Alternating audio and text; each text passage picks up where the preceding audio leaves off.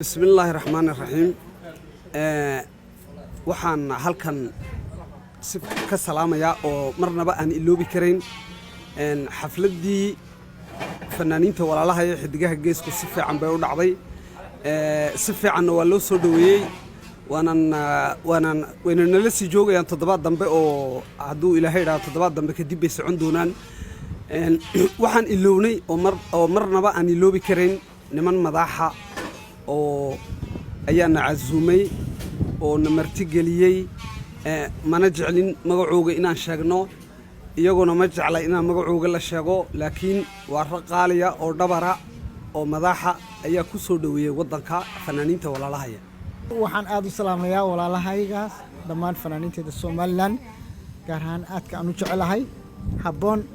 oo qaban qaabahayga aad inaba aan caadi ahayn oo maxay markasta garab joogta walaashay nagma nashaad wadanka Soomaaliland aan in badan 3 bilood aan la soo fadhiyay in halkan waxa ka salaamaya madaxweynaha dalka Ismaaciil Cumar Gelle iyo marwadiisa marwada Khadra Maxamuud Xayd aad baan u salaamayaa waxaan leeyahay dhamaantiin waxaan leeyahay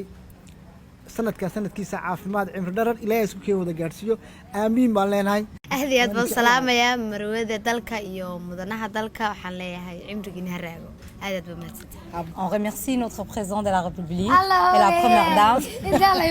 et ainsi fanaaniinteena noo yimid martida nagu Ciise Xabiibi Najma Alida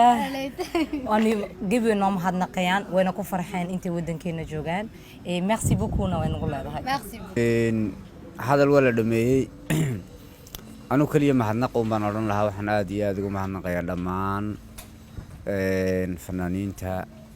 يا جناحتها يا أصحابها